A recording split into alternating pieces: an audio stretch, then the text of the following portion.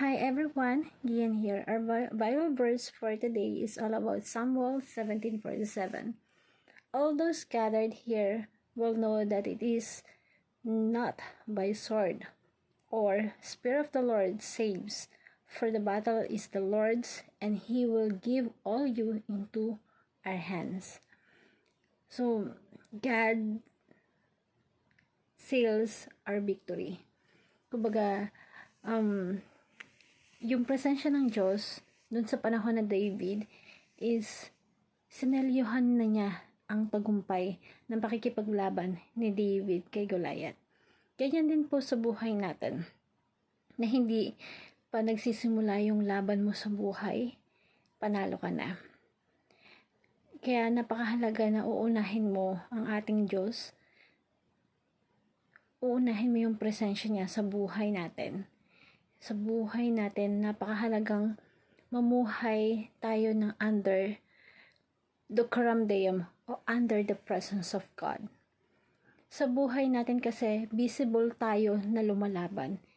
Pero hindi natin, yun ang nakikita natin. Pero behind our back, God is there na nakikipaglaban sa atin. Kailangan lang natin mamuhay ng tama, tapat sa Diyos. Kasi sagad pinaglalaban niya tayo nang hindi natin alam. Kaya lang ang masama nito, minsan tayo pa yung kumakalaban sa Kanya.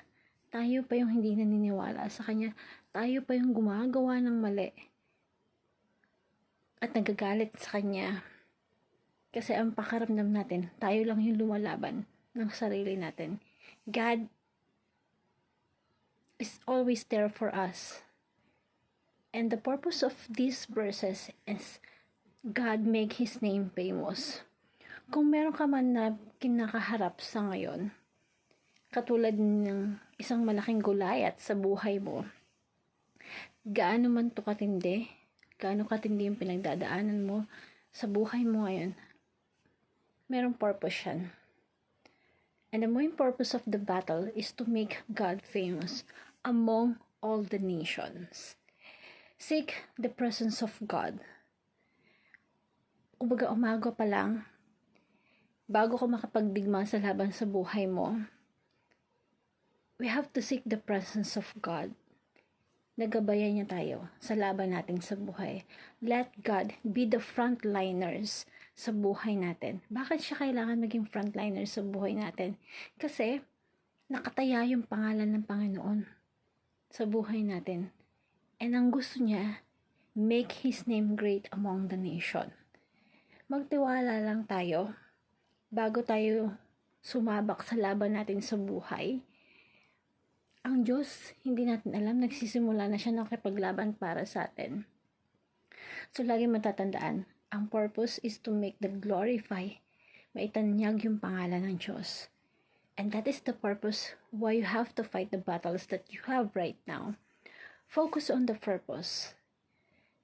Kung meron kang pinagdadaanan sa buhay mo, sa pamilya mo, sa business mo, o anumang problema yan,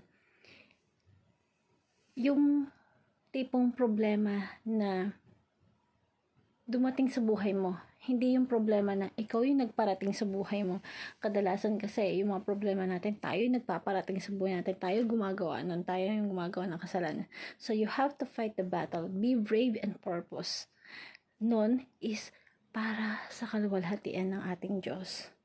Kailangan mong ipaglaban yung battle na meron ka. Pero huwag ka mag-alala kasi ang frontliners nun, andyan si God sa buhay mo.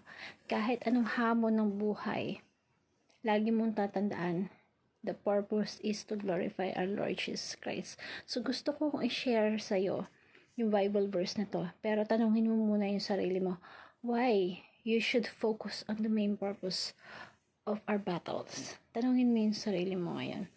And I want to share this simple prayer. Let us pray. Almighty God, we came before you today to speak your presence.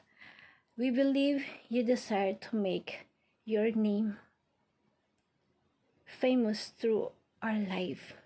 Use us, use each one of us for your glory. Lord, let us win the battles and make us your name glory among the people. We pray in Jesus' name. Amen. Thank you. Good night and God bless everyone.